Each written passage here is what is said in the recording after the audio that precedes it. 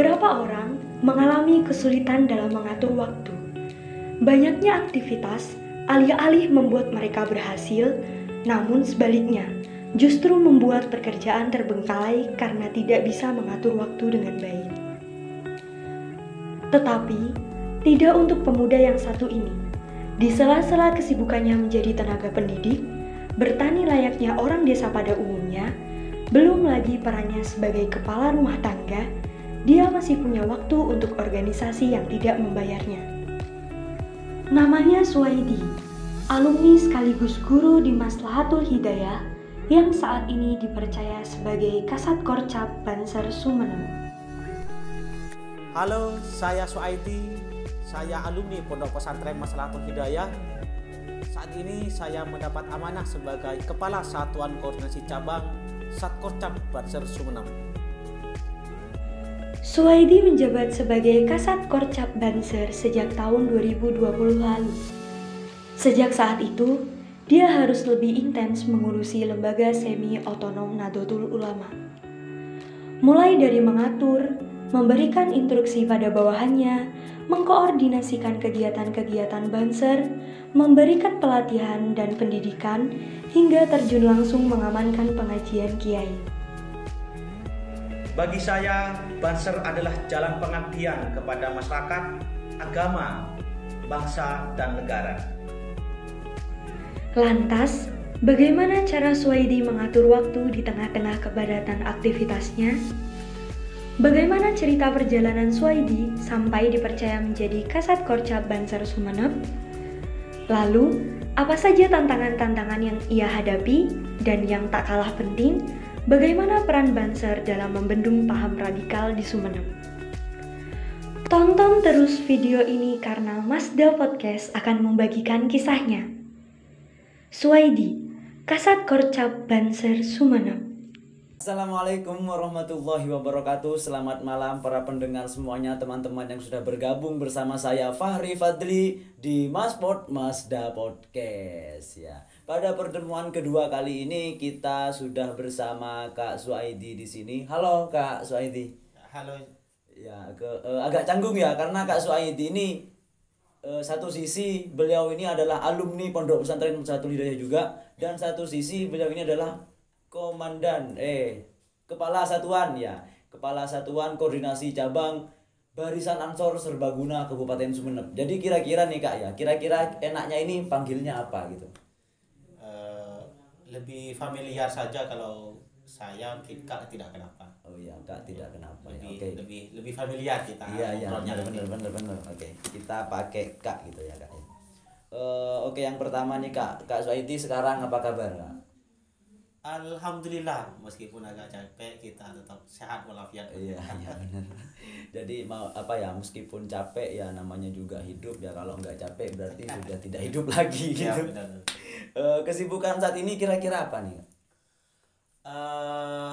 Kalau kesibukan pribadi ya di keluarga ya biasalah. Karena saya pribadi sebenarnya petani, kalau bicara keluarga di lembaga pendidikan ya. Kebetulan sekarang lagi menjalani proses PPG itu, proses pendidikan untuk guru, dan juga kalau di organisasi kebanseran itu tadi seharian dari pagi sampai barusan ini Isak baru nyampe ke sini. akreditasi ranting Ansor se Kabupaten Sumeneb. Ya jadi cukup padat dan cukup sibuk berarti ya Kak. Ya lumayan ya. Jadi Kak Suwaidi ini adalah alumni ini ya. Jadi otomatis kalau alumni kan secara istilahnya sedikit banyak pengalamannya itu hampir sama nih ya. Mungkin teman-teman alumni juga sekarang ada yang bergabung. Jadi bicara masalah Maslahatul Hidayah nih Kak ya. Karena kan dulu Kakak juga pernah di sini dan saya juga di sini, dan beliau ini adalah kakak kelas saya jauh banget. Saya sampai mungkin masih jauh, belum ada saya, beliau ini sudah ada di sini gitu. Jadi senioritas sangat jauh sekali gitu. Kira-kira nih Kak nih, pengalaman semasa sekolah yang sulit untuk dilupakan atau masih membekas di ingatannya Kakak itu apa coba kira-kira, biar teman-teman tahu gitu Kak. kenangan yang membekas ya. Iya kenangan. Kalau kenangan itu kan macam-macam, ada yang senang, ada yang agak agak gimana ya? Iya, agak menyedihkan. Ya. Jadi kalau di Maslahatul Hidayah itu kalau bicara kenangan, banyak kenangan yang bisa saya alami, kemudian banyak pelajaran juga dari kenangan-kenangan itu. Yang paling saya kenang dalam proses pendidikan saya di Maslahatul Hidayah itu saya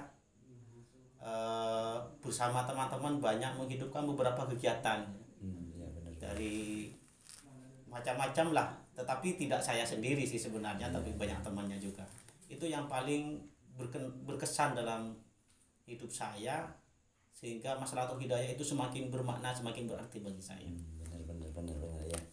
Jadi kalau masalah pengalaman Pak, istilahnya kenangan di sini itu banyak ya Kak ya, intinya banyak ya. Dan yang paling tidak bisa dilupakan itu ketika prestasi lah, ini bisa dikatakan prestasi Kak, ketika sampean itu sudah berhasil menghidupkan kegiatan di sini gitu ya. Jadi bener teman-teman ya, dulu itu saya di sini itu kelas berapa ya, kelas 4 apa kelas 3 gitu SD atau MI, di sini kan MI madrasah.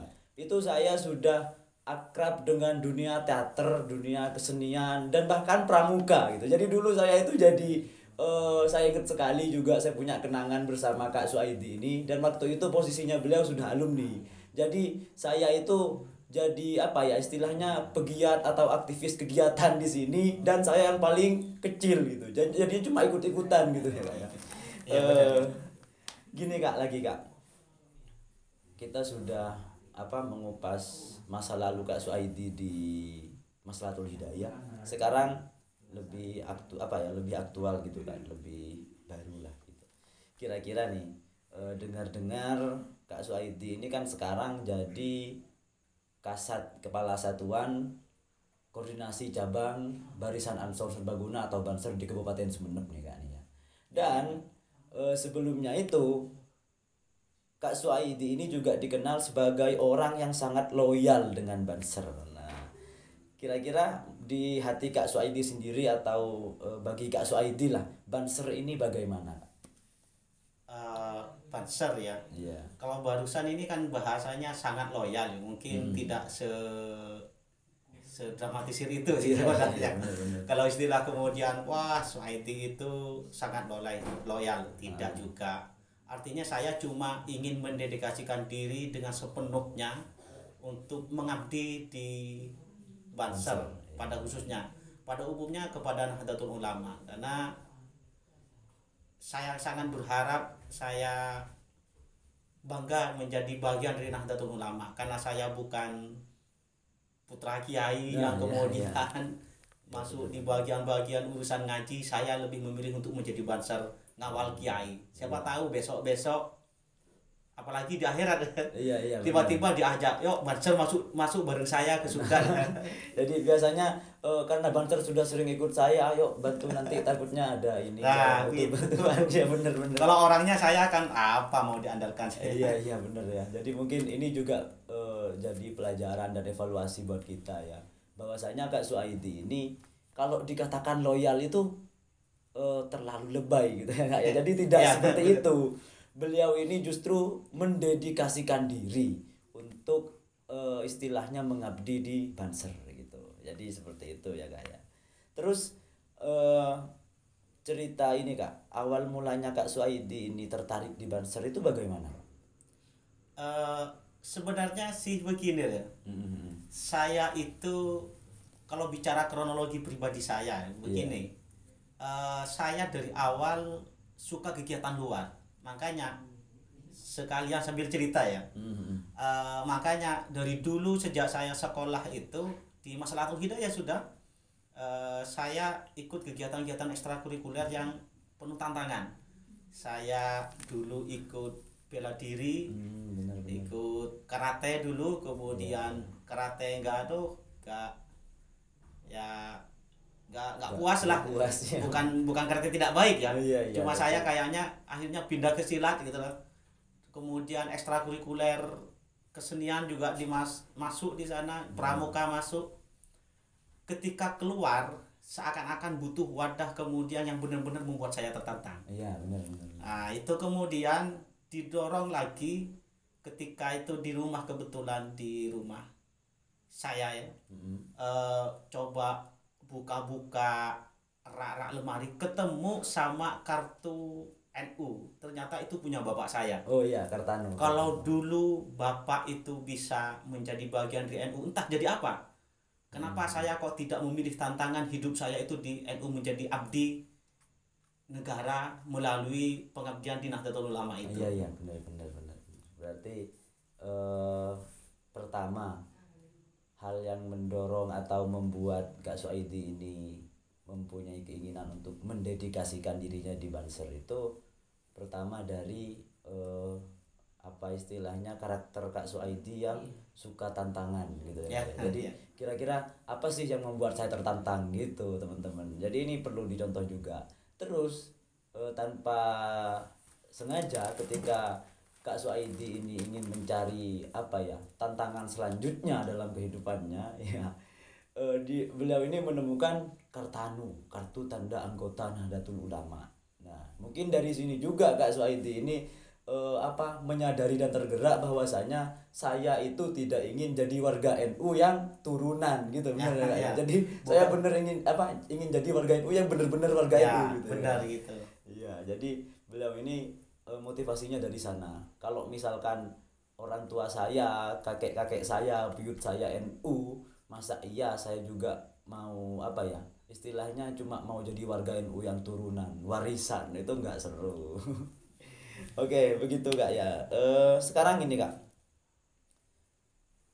prestasi dari Kak Suaidi ini di lingkungan teman-teman alumni ini ya juga ya. Jadi karena beliau alumni, teman-teman alumni mungkin sudah banyak yang tahu bahwasanya Kak Suaidi ini sekarang menjabat sebagai Kepala Satuan Koordinasi Cabang, bukan rayon lagi. Nah kira-kira nih Kak, apa sih istilahnya progresnya Kak Suaidi ini sampai mendapatkan mandat atau amanah yang cukup luar biasa ini Kak gitu. Artinya yang kemudian saya dipercaya gitu. Nah iya benar. Kemudian saya dipercaya. Gimana ini menceritakan ini? Iya. Kalau saya sih sederhana saja. Pertama saya di Banser itu tidak pernah saya tidak pernah berharap kemudian saya akan menjadi Kasat Korcap Banser. Banser. Saya hanya satu keinginan saya, benar-benar mendedikasikan diri terhadap Banser. Makanya dalam beberapa kegiatan, dalam berbagai kegiatan, saya senantiasa tidak harus menjadi yang terdepan, tetapi saya harus menjadi bagian dalam berbagai kegiatan NU itu, apalagi yang membutuhkan Banser. Dan kemudian karena tantangan menjadi Banser itu besar, saya tidak ingin hanya menjadi Banser yang ikut-ikutan, tetapi saya menjadi Banser yang ingin benar-benar Banser. Makanya kemudian saya ikut beberapa pelatihan Banser, dari Diklatsar, kalau tingkatan Banser kan begitu ya. Dari Diklatsar, Susbalang, kemudian Suspelat sama Provos saya ikuti untuk menambah wawasan sebagai bekal saya dalam pengabdian di Banser. Jadi kalau masalah alasan bisa dipercaya sih aslinya ada banyak ini mungkin ada banyak sudut pandang. Benar ya. Tapi kalau dari Kak Suaidi sendiri, pertama Kak Suaidi itu tidak pernah berkeinginan untuk ada di posisi sekarang, anggaplah seperti itu Kak ya. Ya jadi, tidak pernah Kak. Tidak ada kalau yang begitu. Jadi intinya Kak Suaidi itu pertamanya itu cuma niatnya saya mau mengabdi, saya benar-benar mau jadi Banser, saya benar-benar mau istilahnya mendedikasikan diri saya untuk Banser dan NU begitu. Dan ya akhirnya dengan semangat yang seperti itu Kak Suaidi ini ikut berbagai macam pelatihan yang dimana di Banser itu ternyata bertingkat ya Kak ya. Iya bertingkat, bukan cuma tinggal daftar gitu. Selesai. Iya tak kirain kalau misalkan ini loh Kak, ada kan kadang ormas itu untuk bisa gabung daftar bayar sudah gitu. Kalau Banser bukan di sana sebenarnya. Jadi bukan di sana. Banser itu menurut saya itu ya memang punya kekeramatan tersendiri. Kenapa kok saya bilang begitu? kalau mereka kebanyakan dari beberapa teman-teman banser saya, kalau memang sudah niatnya sedikit saja nyeleweng, itu biasanya tidak betah sendiri. Oh iya. Tidak betah sendiri. Ya. Capek-capek sendiri gitu. Iya, karena kalau di banser karena bukan begini, murni pengabdian. Jangankan kita mengharapkan sesuatu, kalau kita hitung-hitungan secara matematik kita kan ya, matematik kita, malah kita sebenarnya yang keluar, bukan kita yang dapat loh. Oh, yang rugi. Secara gitu, iya. Kasarnya ya Kak. Kalau hitung-hitungan matematik gitu ya. Iya benar. Tetapi karena niat kita sudah ngabdi, ya alhamdulillah. Muassis Nahdlatul Ulama itu, saya yakin itu siapa yang benar-benar ingin mengabdi di Nahdlatul Ulama, karena kebetulan saya mengabdi melalui banser, Muassis Nahdlatul Ulama itu tidak akan pernah meninggalkan kita. Oke, jadi ini dari konsep spiritnya juga benar-benar dijaga juga, iya, ditata juga benar-benar luar biasa sekali banser ini ya. Jadi teman-teman juga perlu diketahui bahwasanya dari penyampaian Kak Suaidi tadi kita dapat mengerti nih bahwasanya banser itu bukan profesi teman-teman ya. Kalau profesi kita dapat ya, kalau profesi kita ada pemasukan, tapi kalau banser ini kita ini justru keluar, bukan omset ya, bukan omset, kita justru outside gitu. Bener gak ya? Ya benar. Iya. Jadi luar biasa sekali kalau memang jadi banser ini adalah tempat untuk mengabdi. Kalau kamu istilahnya separuh dalam mengabdi, tidak serius, maka kamu akan terseleksi sendiri oleh alam. Dalam artian pada akhirnya hilang gitu ya Kak ya. Iya benar. Bagus sekali ya. Terus ini Kak, ada nggak sih Kak kira-kira pengalaman buruk, dalam artian liku-liku atau rintangan ketika menjadi banser itu? Pengalaman buruk ya. Iya. Tantangan lah, anggaplah tantangan saja. Kalau pengalaman buruk itu kayaknya terlalu tantangan. Saya masuk banser itu 2014. Oh iya. Artinya kalau saya aktif di banser itu sebelumnya itu saya sudah aktif di kegiatan banser. Tapi karena ada pendidikan kebanseran itu 2014, pada waktu itu dilaksanakan di Lenteng, saya ingat betul itu. Jadi secara administratif keanggotaan saya sah pada waktu itu tahun 2014. Kebetulan saya baru menikah itu, kalau tidak keliru baru dapat setengah bulan. Jadi 15 hari saya menikah, kemudian saya ikut diklat sah. Oh iya. Apa yang paling jadi tantangan bagi saya itu, ternyata tiba-tiba ada tetangga saya di rumah mertua ya, di rumah mertua itu. Kalau bahasa Maduranya gini, apa buat najong mak norok banser tak oleh apa. Ini tantangan bagi saya.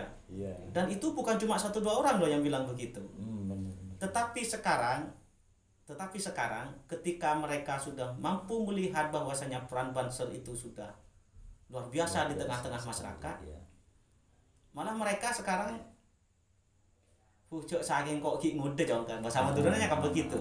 Jok saking kok ki ngode jong kok terus ora banser kianan. Dan ini loh kesan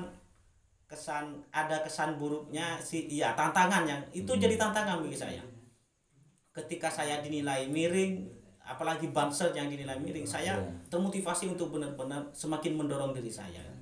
Jadi Kak Suaidi ini menjadikan setiap istilahnya pemikiran buruk orang-orang menjadi tantangan gitu ya Kak ya. Ya, jadi ketika ada yang berpendapat itu tetangganya, ya namanya juga seperti itu ya. Memang kondisinya kalau di masyarakat kayak gitu.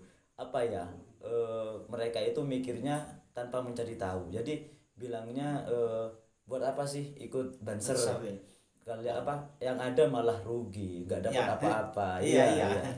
Bener. Dan memang waktu itu mungkin ketika kita ada di posisi itu, percaya diri kita itu diuji. Jadi niat kita itu diuji. Kita sudah dari awal semangat untuk mengabdi, ketika sudah ada istilahnya kata-kata seperti itu bisa menguji, bisa menggoyahkan malah justru. Tapi ternyata beda dengan Kak Suaidi ini. Kak Suaidi malah menjadikan ini sebagai tantangan, bahwasanya apa yang mereka katakan itu nanti akan ada jawabannya lah gitu. Tidak perlu menjawab, nanti akan terjawab dengan sendirinya. Begitu Kak ya? Iya, Oke, luar biasa. Oke, ini lagi Kak. Masalah waktu nih, tadi Kak Suaidi bilang dari pagi sampai sore, belum lagi kegiatan yang lain, belum lagi keluarga ya Kak ya, sebagai kepala keluarga ya. Kira-kira untuk masalah ini Kak, cara Kak Suaidi membagi waktu atau memanajemen waktu itu gimana Kak? Ini yang paling penting nih teman-teman. Ya ini tantangan Iya, sebenarnya iya. ya. Iya. Tantangan terbesar saya sebenarnya karena saya aktif ya di dua instansi. Pertama itu di instansi lembaga pendidikan alma mater saya sendiri Maslahatul Hidayah, Iya. sebagai pertama sih operator sekolah. Operator sekolah. Kemudian aktif di Banser. Ini sama-sama dua kegiatan yang orientasinya adalah orientasi pengabdian. Artinya tidak ada hitung-hitungan finansial yang harus saya terima dari apa yang saya lakukan sebenarnya. Jadi dalam hal ini tanggung jawab saya sebagai keluarga itu kan fardu ain yang harus saya penuhi sendiri. Iya, benar. Karena itu keluarga saya. Iya. Jadi saya harus benar-benar bisa membagi waktu. Ya contohnya hari ini saja lah. Tadi pagi saya berangkat jam 7, barusan Isya ini baru datang karena melakukan kegiatan akreditasi se-Kabupaten Sumeneb dan akan dilanjut besok masih karena tadi tidak selesai. Iya. Ini contoh hari ini sih. Iya. Contoh hari ini. Jadi harus benar-benar apa yang menjadi tanggung jawab keluarga harus segera model kebut kerjakan gitu ya. Kerjakan, baru kalau sudah selesai atau kalau pekerjaan keluarga itu bisa dipending diutamakan kepada kegiatan yang memang tidak bisa ditunda. Iya, benar. Kalau sekolah itu ya sama, sekolah itu sama juga begitu. Jadi kadang seperti tadi, mohon maaf ya, ini jadi wahana curhat saya. Iya, enggak masalah. Saya kalau kegiatan Banser itu biasanya kemana-mana bawa tas isinya laptop. Jadi ketika waktu rehat itu dalam kegiatan saya di kebanseran, di keansoran itu, saya biasanya buka laptop kerja tugas kelembagaan sebagai operator. Saya sih begitu. Jadi kadang-kadang double profesi bahkan triple profesi gitu. Iya. Sama-sama tanggung jawab. Iya, benar. Jadi Kak Suaidi ini masalah manajemen waktu juga saya rasa cukup termanage banget ya. Jadi beliau ini sudah bisa memikirkan bahwasanya mana sih yang harus didahulukan gitu. Itu yang terpenting. Kadang kita tidak mencari itu ya. Mana sih yang harus didahulukan? Kira-kira ini bisa ditunda atau tidak? Atau kira-kira ini bisa dilakukan dalam waktu bersamaan atau tidak? Begitu ya Kak ya? Iya, benar. Luar biasa sekali. Dan memang masalah manajemen waktu itu memang sangat sulit Kak ya. Ini nih Kak, dari 2014 ya di Banser Kak ya, benar? Iya, 2014 ke sekarang anggaplah sudah 7 tahunan ya Kak. Kira-kira 7 tahun kalau dihitung dari pendidikan ya. Iya, kalau dihitung dari pendidikan. Tapi kalau masalah mengabdinya atau hikmahnya di Banser sudah 2009 sudah ikut-ikutan sudah. Berarti lebih 10 tahun dong Kak ya. Iya. Ya, kalau ikut-ikutannya sih iya. Iya, tapi kan namanya juga ini ya. Pengabdiannya ini sudah sangat lama sekali, dan selama itu ini tidak ada yang namanya unsur finansial sama sekali ya Kak ya. Karena kan memang murni pengabdian gitu ya. Jadi kira-kira kan seperti yang Kak Suaidi katakan tadi, bahwasanya pertama ini niat saya itu untuk mengabdi. Merasa lelah enggak sih Kak di Banser gitu selama ini? Lelah ya. Iya. Capek deh. Tapi nyerah pantang itu. Oh iya. Oke. Iya. Karena tantangannya benar, saya sampaikan ini ya. Tantangan jadi Banser itu luar biasa. Kenapa saya katakan seperti itu?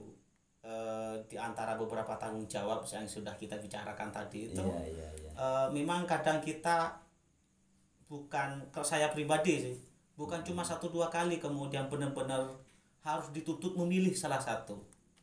Nah, memilih salah satu. Kalau misalkan itu urusan keluarga dan rumah tangga, saya bukan ingin menyepelekan pengabdian saya. Iya, benar-benar. Keluarga itu adalah tanggung jawab mutlak yang tidak bisa diwakilkan kepada orang lain. Jadi kalau memang sudah tidak bisa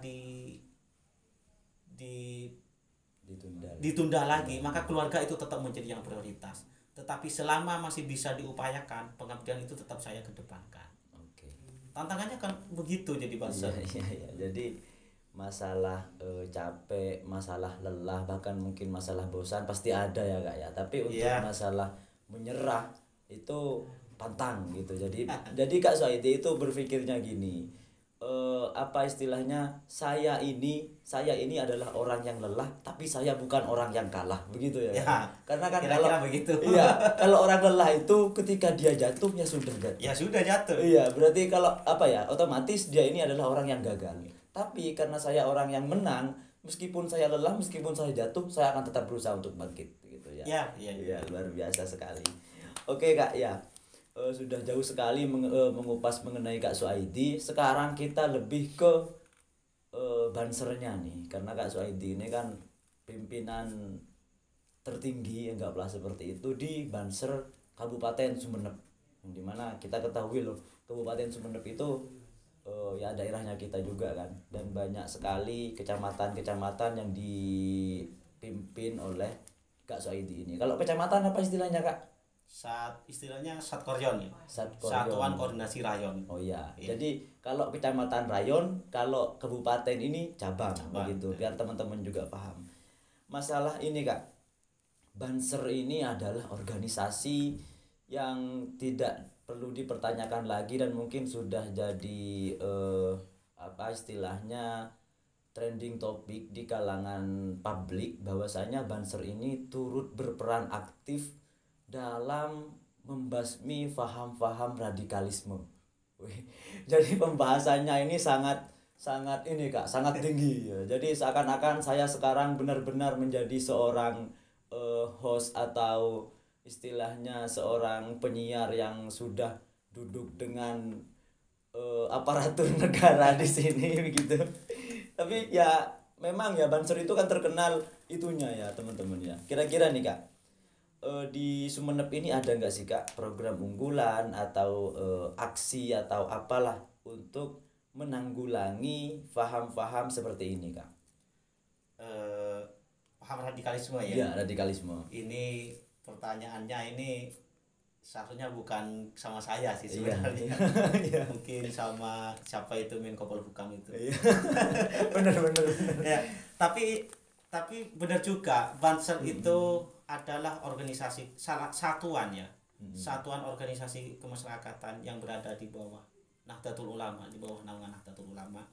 Di mana dari sejak awal berdirinya Nahdlatul Ulama memang mendedikasikan untuk mengabdi kepada ulama, mengabdi kepada umat, dan selalu bersinergi dengan negara, mempertahankan negara. Iya, dalam bentuk apapun ya, dalam bentuk apapun yang sekiranya akan merongrong terhadap negara ini, maka Banser itu akan menjadi bagian untuk membela negara. Nah, sekarang ini yang paling banyak ini adalah radikalisme. Ya, benar. Ya, yang banyak sering terjadi radikalisme. Yang dimana sekarang itu radikalisme itu seakan-akan sudah taraf parah sih sebenarnya Indonesia ini. Kalau kita sudah taraf parah itu, sudah taraf parah. Makanya ditambah lagi sekarang ini hoax itu, hoax juga. Wah, bener, ini berpengaruh ini. Bener, ya. Karena kenapa?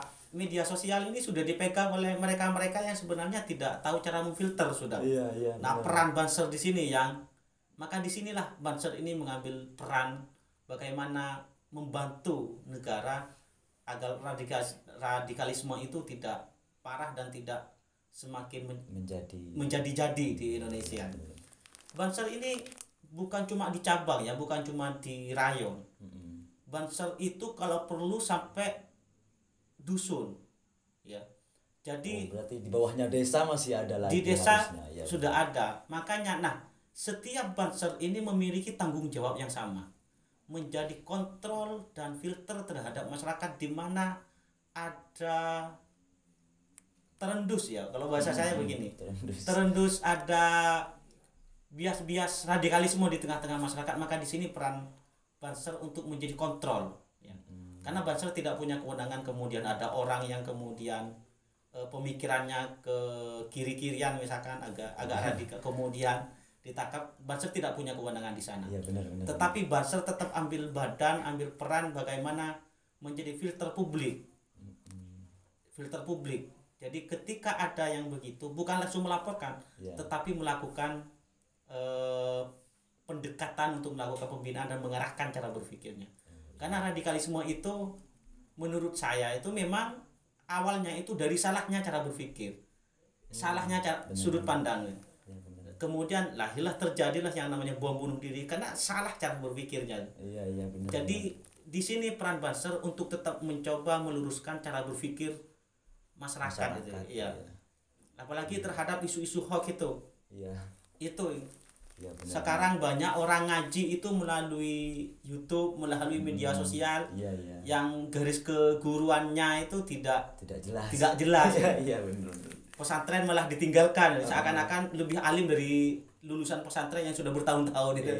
Jadi begitu luar biasa sekali ya. Jadi Banser ini pertama satu sisi ya mereka itu selain pengabdian DNU, mereka juga pengabdian untuk bangsa dan negara. Luar biasa sekali. Jadi mereka tetap sadar bahwasanya mereka ini adalah warga negara Indonesia dan mereka tidak punya kewenangan untuk mengambil tindakan terhadap apapun itu sekalipun itu melanggar hukum. Karena sekarang paham radikalisme itu memang benar-benar melanggar hukum ya Kak ya. Dan memang Banser ini sudah sadar istilahnya sadar diri bahwasanya saya tidak punya saya tidak punya kewenangan untuk menghentikan, untuk menindak, tapi saya punya kewajiban untuk bersinergi membantu pemerintah dalam menumpas paham-paham seperti yang berwajib itu yang punya kewenangan untuk apalagi sekarang ada Densus 88 itu yang punya kewenangan itu gitu. Iya. Jadi cukup bahaya sekali memang ya, benar yang dikatakan Kak Soedi tadi, salah pemikiran itu bahaya sekali. Kalau kita melihat, kita mengaca dari peristiwa-peristiwa sebelumnya, bahkan aksi G30S itu kan G30S PKI itu kan kesalahan pemikiran juga ya Kak ya. Jadi hampir sama kayak gitu. Makanya dari pemikiran sebenarnya. Makanya rata-rata itu mohon maaf itu sebenarnya kemudian bukan seluruhnya begitu. Malah kan yang sering bisa dipelintir cara berpikirnya itu kan sebenarnya banyak di kalangan muda yang mereka itu merasa pemahaman keagamaannya kurang kemudian disusupi oleh cara berpikir orang-orang yang salah juga kemudian ikut salah cara berpikirnya, diambil kesempatan oleh orang-orang yang memang niatnya salah. Niatnya salah itu. Makanya memang seharusnya kita itu belajar ilmu agama itu dari sumbernya yang jelas. Dari mana? Pesantren. Gitu. Makanya Maslahatul Hidayah ini bagian dari pesantren juga menjadi bagian dari filter itu sebenarnya sudah.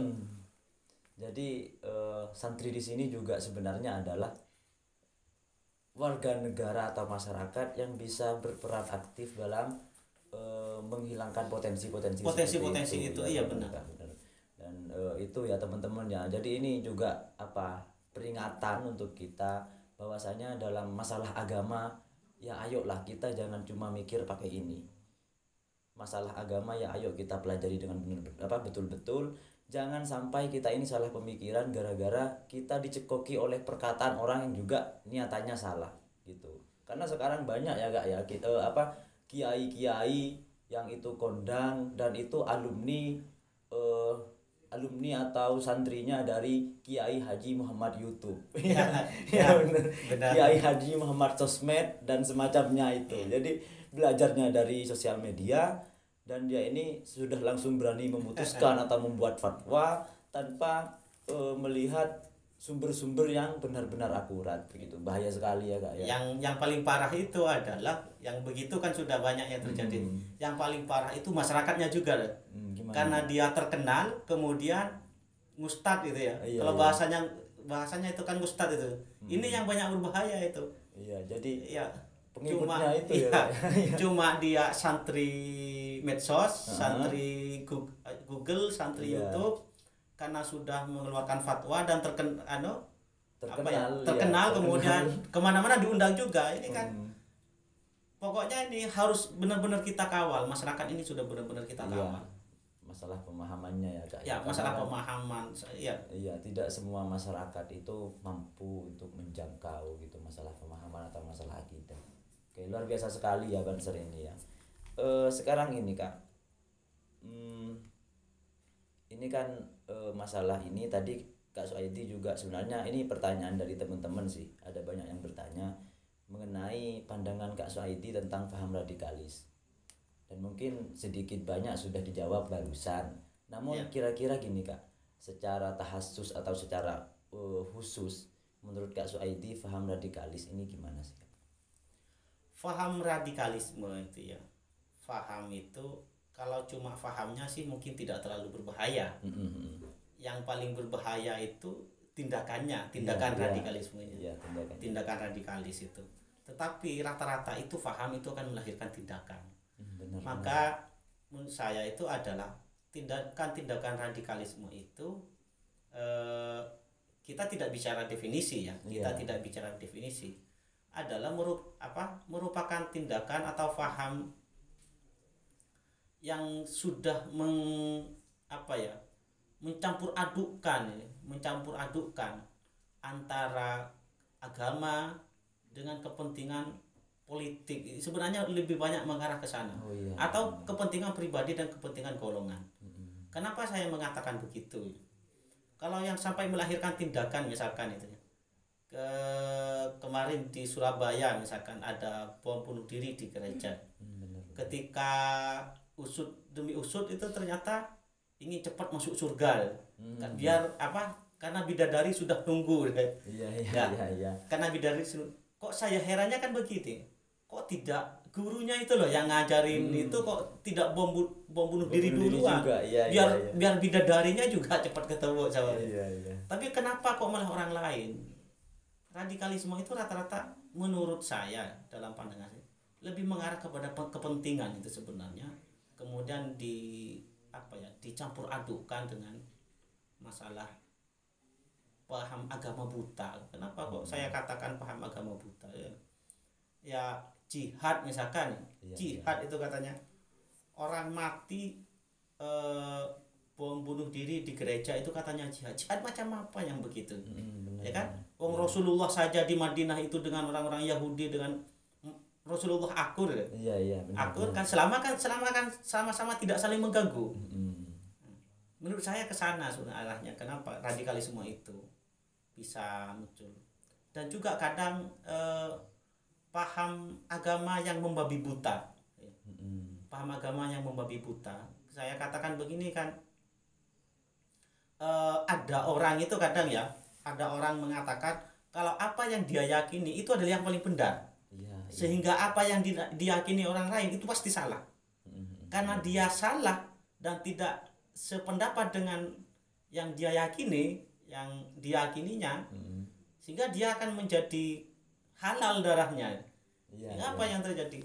Maka orang yang seperti itu berhak untuk kita perangi.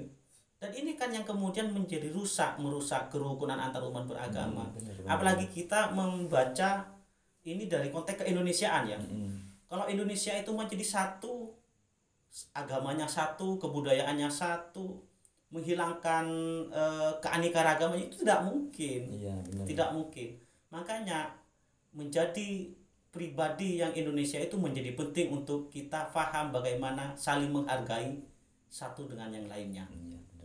Jadi cukup bahaya sekali dan memang radikalisme ini kenapa kok jadi dilarang di negara kita itu ya karena pertama mengancam persatuan. Merusak persatuan kita. Jadi Indonesia itu tidak hanya berdiri atas satu golongan saja begitu. Cukup berbahaya sih kalau misalkan kita bicara masalah radikal ya Kak ya. Ini Kak, masalah radikal lagi, masih radikal nih Kak nih. Di Sumeneb ini ada potensi gerakan-gerakan seperti itu enggak sih Kak? Kalau pemahaman ya. Kalau pemahaman diakui atau tidak itu ada. Kalau berani muncul dan kemudian bertindak, mungkin Sumeneb ini masih tidak sampai ke sana. Tidak sampai ke sana. Karena kenapa? Sumeneb ini alhamdulillah dalam konteks sampai saat ini masih dalam tatanan yang kondusif dan kerukunan antar masyarakat itu masih tetap terjaga. Kalau paham itu punya potensi ada, tetap punya potensi ada. Tapi ya Sumeneb inilah uniknya, kelebihannya Sumeneb itu ikatan ke masyarakat sosialnya itu masih kuat. Apalagi Sumeneb ini anggaplah kita kota santri ya. Kekuatan ikatan kesantriannya itu masih cukup kuat. Masih cukup kuat. Makanya untuk daerah Sumeneb ya, di daerah Sumeneb ya, itu dalam tatanan itu masih kondusif dan aman untuk masalah tindakan-tindakan radikalisme ya.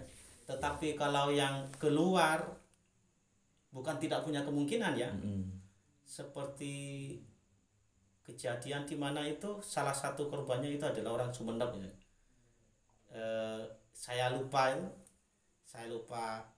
kronologisnya itu, karena kenapa kok punya potensi ketika keluar. Ketika keluar itu akan banyak pemikiran yang masuk. Ketika banyak, rata-rata mahasiswa